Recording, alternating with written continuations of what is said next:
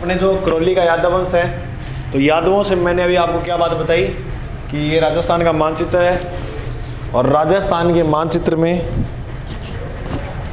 जो यादव थे वो सबसे पहले कहाँ पर आए थे? बटनेर, यानी उनकी एक शाखा तो यहाँ थी, फिर कुछ जो लोग थे वो यहाँ से चलकर कहाँ गए? जैसलमेर। दूसरी शाखा कहाँ बनी? जैसलमेर। और तीसरी जो शाखा थी वो आई कहाँ पर? करौली। जो हम आज पढ़ते हैं करौली के यादव वंश। समझ में आई बात? अब सुनना इस बात को ध्यान से कि करौली के जो यादव वंश के लोग थे, तारा रहा बीच में, शकल तो किए जाने यार, कल चल छोड़ो। केला देवी का जो मंदिर है वो कहाँ बना हुआ है? करौली में। अगर एग्जामिनर आपसे प्रश्न पूछे कि यादव वंश की कुल देवी कौन सी है, ये प्रश्न मोस्ट इंपॉर्टेंट है। यादव वंश की जो कुल देवी है उसका नाम है केला देवी। बात समझ में आई? बोलो हाँ या ना। अब सुनो, ये जो केला देवी है इसकी आराधना में कुछ काम होते हैं। किसकी आराधना में? केला देवी की। का गुरु जी क्या क्या? केला देवी की आराधना में एक जो मेला लगता है उसे क्या बोलते हैं? लक्खी मेला। गुरु जी लक्खी मेला क्यों कहते हैं? बताया जाता है इस मेले के अंदर लाखों की किरदार में लोग इकट्ठे होते हैं, इसलिए क्या बोलते हैं? लक्खी मेला। केला देवी की आराधना में लक्खी मेला लगता है। केला देवी की आराधना में गीत गाया जाता है जिसे बोलते हैं लागुरिया। कौन सा गीत? लागुरिया गीत। और केला देवी की आराधना में एक नृत्य किया जाता है जिसका नाम है गुटकन। कौन सा नृत्य है? गुटकन नृत्य। लागुरिया नृत्य भी कह देते हैं इसको कई किताबें। और इसके साथ साथ केला देवी की आराधना में जब ये किया जाता है काम, तो एक वाद्य यंत्र का भी प्रयोग किया जाता है जिसका नाम क्या है? अलगोजा। कौन सा वाद्य यंत्र है? अलगोजा वाद्य यंत्र दो बांसुरियों के मेल से बनता है। और याद रखना, अलगोजा वाद्य यंत्र लकड़ी का बना वाद्य यंत्र है जिसको राजस्थान का राज्य वाद्य यंत्र कहते हैं। तो राजस्थान का राज्य वाद्य यंत्र कौन सा है? अलगोजा वाद्य यंत्र। बात समझ में आई? अब देखो केला देवी का जो मंदिर है वो किस नदी के किनारे है? तो याद रखना, काली सील नदी के किनारे। कौन सी नदी किनारे?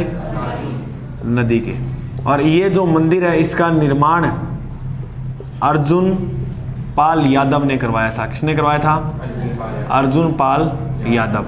तो करौली की ये कहानी समझ में आई क्या तुम्हें कि करौली पर यादव वंश का राज था? यादवों कुल देवी केला देवी। केला देवी का मंदिर करौली के अंदर, और इसके किस नदी किनारे? बोलो काली सील। निर्माण किसने करवाया? अर्जुन। इसकी आराधना में लक्खी मेला लगता है, लागुरिया गीत, गुटकन नृत्य और अलगोजा वाद्य यंत्र। केला देवी है उसे अंजना माता का अवतार भी माना जाता है। कि ये बात भी याद रखना, अंजना माता का अवतार किसे कहते हैं? वेरी गुड, ये अभी तुम नोट कर लो। इसके बाद हम जितने भी राजा हुए इस यादव वंश में वो पढ़ लेंगे।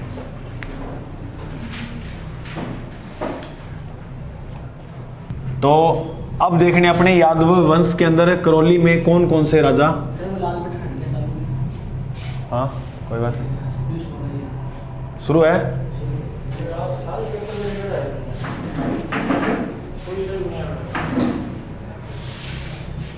हाँ शुरू। 2 मिनट बिठा के रखो। हाँ, यादव जो वंश है उसमें जो पहला राजा था उसका नाम था विजयपाल। जापान से भी आया था कल मेरे से मिलने, तो मैं प्रसिद्ध हो गया। रियल बात है, फिर आंसू थे, मजाक कर संग थोड़ी कर रहा हूँ। ये पेन कोई मुझे रियासत में नहीं मिले हैं, तुमने मेरा कांटो भरा बिस्तर नहीं देखा है को नहीं, तो वाह बात है। पहलो राजा हो विजय पाल यादव।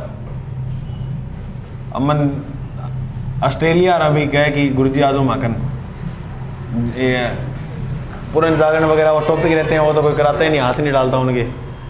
तो फिर बोलो चल देखा संडे संडे गेस्ट फैकल्टी के तौर पर आ करूँगा, देखा जाना तो पड़ेगा। फिर देखो विजयपाल पहला राजा है, पहला राजा है, इसलिए याद रखना इस वंश का संस्थापक हो जाएगा। तो उपनाम याद रखना, जो संस्थापक होता है ना वो उसी वंश का क्या कहलाता है? आदि पुरुष। आदि पुरुष या क्या कह सकते हैं अपने? मूल पुरुष। तो यादवों का आदि पुरुष मूल पुरुष किसे कहते हैं? विजयपाल को। विजयपाल ने यादव वंश की 1040 के अंदर क्या कर दी? स्थापना। तो यादव वंश का संस्थापक किसे माना जाता है? विजयपाल को। बोलो, याद हो गया विजयपाल? बस दो ही बातें हैं विजयपाल की। विजयपाल के बाद एक नया राजा आया। दिख रहा है क्या इधर? इतना लिख रहा हूं तो दिख रहा है ना? नहीं दिख रहा? दिख रहा है नहीं? सुनना क्यों हो जो थे? मैं सुन मैंने। तिमनपाल राजा का नाम क्या था भाई? तिमनपाल। तिमनपाल ने एक किला बनवाया जिसका नाम है तिमनगढ़। तो तिमनगढ़ का किला किसने बनवाया था? तिमनपाल ने। बस एक ही बात है, का दुर्ग बनवाया। ओके ओके गुरुजी। अब तीसरा राजा, तो 3 लिख दो। 3 ऐसे लिखते हैं क्या? ऐसे यादवों में एक ही राजा था, अर्जुन पाल। बोलो, याद हुआ? अर्जुन पाल। अर्जुन पाल राजा बना। अर्जुन पाल देखो क्या करो भाई साहब ने, एक तो नगर बसाया। क्या बसाया? और उस नगर का नाम था करौली। क्या नाम था? तो करौली की जो स्थापना की थी वो किसने की थी? इसी करौली की अगर बात करें तो ये किस नदी के किनारे अभी बताकर गया था? वेरी गुड है, काली। अगर प्रश्न पूछे, एक तो काली सील नदी है और एक काली सिंध है, तो देखो दोनों नदियां ने याद किया रखना है। तो नोट लगा के नीचे ये लिख लियो, काली सिंध जो नदी है ना, उसके किनारे है झालावाड़। ये डब्बे में बंद कर लेना। झालावाड़ किस नदी किनारे है? काली सिंध। सिंध में झालावाड़ है और काली सील में करौली है। सिंपल सी बात है, याद हो जाएगा। एक तो नगर बसाया और इस अर्जुन पाल ने एक मंदिर बनवाया। और वो मंदिर किसका था? अभी बताकर गया हूं। अर्जुन पाल ने कौन सा मंदिर बनवाया? केला देवी का। केला देवी का मंदिर कहां है? करौली के अंदर। करौली के अंदर इसने नगर बसाया और मंदिर बनवाया। बोलो, 2 बात याद हो जाएगी। अब जो नया राजा आया चौथा, उसका नाम था हरवक्शपाल। क्या नाम था? हरवक्शपाल यादव। आई का टाइम के कहानी हुआ है बा। देखो अधीनस्थ योग की संधि बार बार हो गई। मैं थाना बताऊं कि संधि को 2 भागों में बांटा गया था क्रांतिकारियों ने। अंग्रेज आए थे ना, तो संधियां 2 प्रकार से की थी। एक तो सहायक संधि की थी, एक अधीनस्थ संधि की थी। संधि का मतलब क्या करती? संधि का मतलब ये था कि अंग्रेजों ने ऐसे कह दिया था, इन राजाओं के साथ की थी ना, तो राजाओं को ये बोला था कि राजा कभी हम पे मुसीबत आई ना यहाँ रहते हुए, तो आप हमारी मदद करने जरूर आना। और अंग्रेजों ने कहा फिर तुम क्या चाहते हो संधि के बदले? राजा ने कहा कि हम पे मुसीबत आई तो आप आ जाना। समझ में आ गई? तुम पे आई तो मैं आ जाऊंगा, मेरे पे आई तो तुम आ जाना। मुसीबत, ठीक है। अब हरवक्शपाल ने संधि कर ली, तो याद रखना, अधीनस्थ सहयोग या आर्थिक पार्थक्य सहायक संधि। ये सीधी सहायक संधि नहीं आएगा प्रश्न, ये ऐसे ही आएगा लिखा हुआ। अधीनस्थ सहयोग संधि करने वाली राजस्थान की पहली रियासत कौन सी थी? बोलो कौन सी थी? करौली। तो करौली ने संधि जो की थी वो की थी 1813 में। कब की थी? 13 में। अब याद रखना, इस अधीनस्थ सहयोग की संधि का जनक किसे मानते? ये प्रश्न वनपाल में आया था, तो लॉर्ड हस्टिंग्स को। और फर्स्ट ग्रेड में यह आया था कि इसकी रूपरेखा किसने क्या तैयार की थी? तो इसकी जो रूपरेखा तैयार करने वाला व्यक्ति था उसका नाम था चार्ल्स मेटकॉफ। कौन था? Charles Metcalfe. और सहायक संधि करने वाली अंतिम रियासत कौन सी थी? ये भी याद रखना, अधीनस्थ सहायक संधि करने वाली अंतिम रियासत, अंतिम जो रियासत थी उसने सहायक संधि की थी 1823 में। और सारो सिर है नहीं, सिर सारो अंतिम है तो सिरोही। और सिरोही का जो राजा था वो कौन था? शिव सिंह। बिल्कुल सिंपल सी बात है, याद हो जाए वो, ठीक है। हरवक्शपाल के बाद जो नया राजा हुआ वो था मदन पाल। मदन पाल की कहानी एक बार इतना उतारो, उसके बाद बताता हूं।